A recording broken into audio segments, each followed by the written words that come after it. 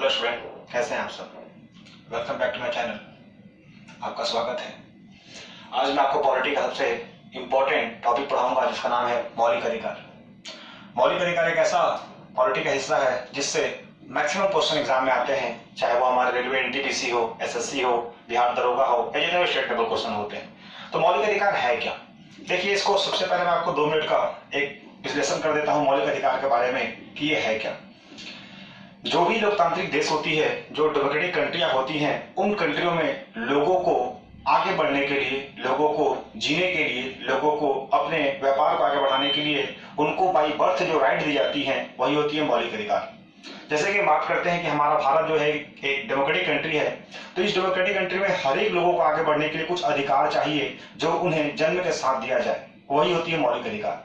मौलिक अधिकार की बात करते हैं तो इसे संविधान के भाग 3 में, कभी कभी डायरेक्ट क्वेश्चन पूछ देता है किस भाग में, संविधान के भाग 3 में और आर्टिकल 12 से 35 के बीच में रखा गया है।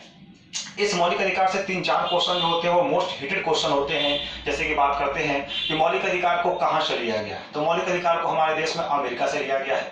मौलिक अधिकार का जो भाग 3 है इसे संविधान में मैग्ना कार्टा के नाम से कहा जाता है। मैग्ना कार्टा यानी एक अधिकार पत्र होता है। साथ ही साथ अगर बात करते हैं मौलिक अधिकार के बारे में, तो मौलिक अधिकार में कितने अधिकार हमें दिए गए, तो मौलिक अधिकार में हमें 7 मौलिक अधिकार दिए गए थे, परंतु एक मौलिक अधिकार को कुछ सालों बाद हटा दिया गया था।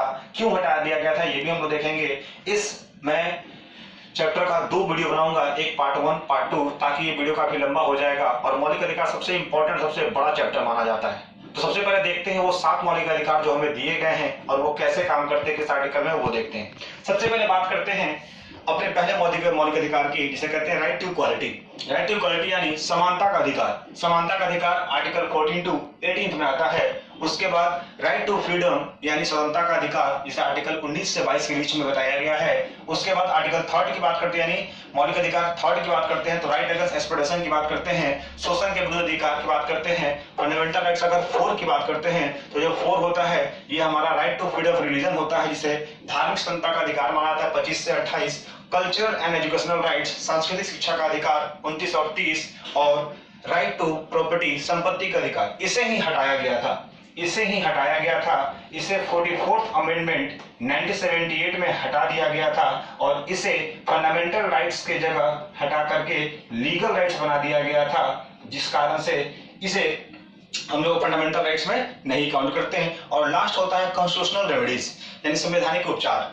इसमें भी बहुत तरह की बात आती है। इसे आर्टिकल 32 में बताया गया है और बी आर अम्बेडकर ने इस राइट्स को भारतीय संविधान की आत्मा कहा है, यानी भारतीय संविधान की यह आत्मा है। आत्मा क्यों कहा है मैं आपको बताऊंगा, लेकिन सबसे पहले एक हम लॉजिक देखते हैं, इसे कैसे याद करेंगे। कहेंगे सर ये तो किताब में भी रहते हैं, हम इसे कैसे याद कर सकते हैं। तो देखिए, अगर मौलिक अधिकार की बात करते हैं तो मौलिक अधिकार याद करने का सबसे बड़ा लॉजिक जो होता है वो क्या होता है। सबसे पहले हमें इस देश में रहने के लिए क्या चाहिए, समानता। जिस व्यक्ति को समानता महसूस होगी उसके मन में क्या होगा, स्वतंत्रता का भाव आएगा। जब स्वतंत्रता का भाव आएगा तो अपने देश में शोषण के विरुद्ध बोल पाएगा, यानी अगर उस पर कुछ गलत अत्याचार होंगे तो उस पर बोल पाएगा। तो तीसरा क्या हो गया, स्वतंत्रता। जब स्वतंत्र वो फील करेगा तो अपने धर्म को मानने के लिए बाध्य होगा, यानी अपने धर्म को मानेगा, तो आ गया धार्मिक स्वतंत्रता। ठीक है, वो 4 आ गया। जब वो धार्मिक स्वतंत्रता आएगा तो वो कहीं ना कहीं एक अपने संस्कृति को उठाकर लेकर आएगा, तो 5वां क्या हो गया, सांस्कृतिक। और सांस्कृतिक शिक्षा की बात होती है तो शिक्षा के लिए क्या चाहिए, पैसा, तो वो हो गया 6वां मौलिक अधिकार। और कहीं ना कहीं पैसा ही क्या सबका उपचार है, तो संवैधानिक उपचार हो गए 7वां। यानी लॉजिक समझ में आ गया। लॉजिक क्या है कि आपको बस लॉजिकली चीज को समझना है कि सबसे पहले हमें क्या चाहिए, समानता। समानता आएगा तो हमारे मन में क्या आएगा, स्वतंत्रता। स्वतंत्रता आएगा तो हम किसके खिलाफ बोल पाएंगे, शोषण के खिलाफ। शोषण के खिलाफ बोलेंगे तो बीच में क्या आएगा, धर्म। और धर्म को किससे दूर किया जा सकते हैं, धर्म को दूर करने के क्या चाहिए, शिक्षा। और शिक्षा के लिए क्या चाहिए, पैसा। और पैसा से जोड़ा क्या है, उपचार। यानी कहीं ना कहीं देख सकते हैं कि बिल्कुल एक सिंपल तरीके से हम लोग फंडामेंटल राइट्स के जो 7 के 7 मौलिक अधिकार हैं हम 7 को याद कर लिए। अब इसमें बात आता है कि एक एक आर्टिकल्स कैसे होगा वो हम देखेंगे, लेकिन उससे पहले मैं आपको बताना चाहता हूं कि ये कॉन्स्टिट्यूशनल रेमेडीज है, इसे संविधान की आत्मा क्यों कहते हैं। इसे संविधान की आत्मा कहने का मतलब होता है कि अगर ऊपर दिए गए कोई भी 5 मौलिक अधिकार हमारे देश में हमारे सरकार के द्वारा या किसी भी व्यक्ति के द्वारा छीना जाता है, उस अवस्था में यही कॉन्स्टिट्यूशनल रेमेडी जो होती है वो हमें हमारा अधिकार दिलाती है।